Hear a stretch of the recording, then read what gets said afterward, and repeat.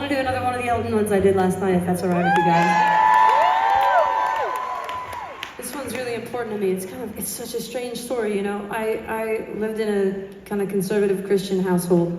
I say household, it was a single wide trailer. In Maple Valley, Washington, Cascade Mountain foothills, growing up. And I was in 5th grade when we first moved there, and we got to do an elective book report. And I went to the library in my school, and I found a book, and it was called The Ryan White Story. Ryan White was a boy, you remember Ryan White, right? He was so brave, and he died of AIDS in I think 1990 or 1991. And he actually, because of him, we passed the Ryan White Care Act, and he's an important part of how we talk about HIV and AIDS now. He was totally ostracized. No one would touch him or hold him. He was expelled from his school. He couldn't go back to school. And he was just given a death sentence at such a young age, and he was so gracious. And the religious right, they tried to kind of like hijack him and make him a poster child to kind of create outrage against gay men and make it sound like he was this innocent bystander and this evil that had created this disease. And there were a lot of people buying it, you know. It was kind of low-key even being bought in my household. And when I did that book report, I was only 11 years old, but it totally changed my whole outlook, my worldview. And in it, I discovered something outside of country music for the first time, which is I read the lyrics to a song by a man who sang it at Ryan White's funeral. And this man had come into Ryan White's life toward the end of it and befriended him and paid off his mom's house and bought him all the Nike tennis shoes and took him to concerts and held him and was his friend. And this man was called Elton John. And that was the first thing I heard. I didn't ever hear any music. I didn't see any pictures. I just read the lyrics to this song that this man sang at this boy's funeral. Turn me loose from your hands. Let me fly to distant lands.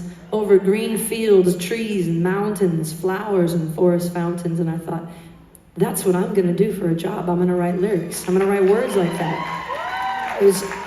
I could see it, you know. And the King County Library loaned me a CD with that song on it, and that was the first time I ever heard it, pop music, even though it's not pop music by today's standards. But last night, Ryan White's sister read a letter out at the tribute, and I got to sing this song, and it was a really full circle moment for me. And I thought, I got Sister Strings here still, and maybe I'll just do it one more time. It was almost too much for me to take in then, and so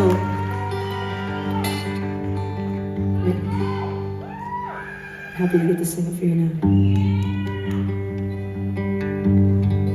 This song might be the reason I write songs. Turn me loose from your head. Let me fly to distant lands, over green fields, trees and mountains, flowers and forest fountains,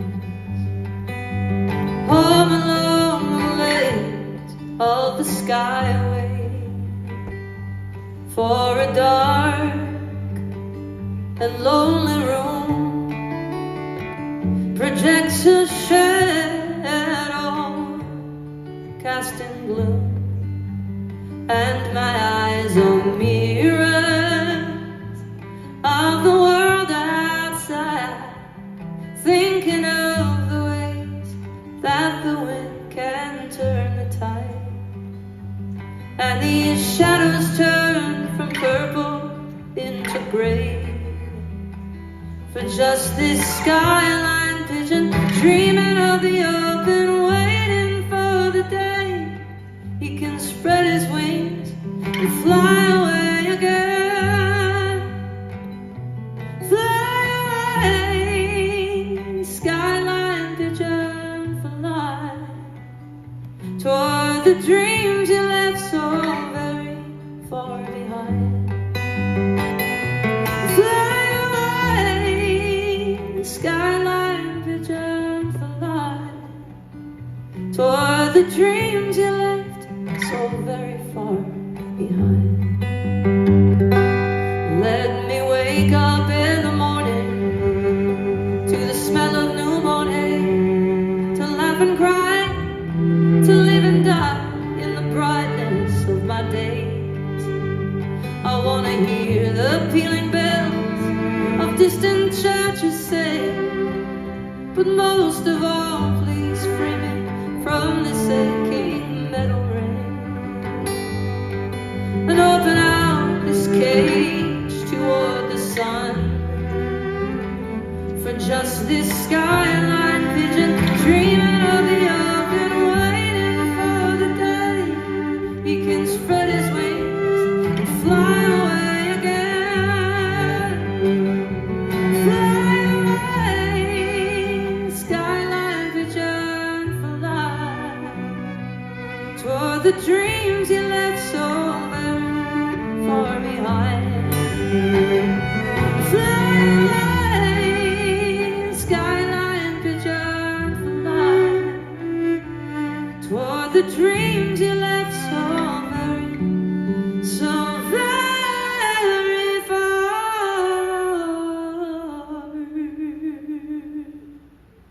behind.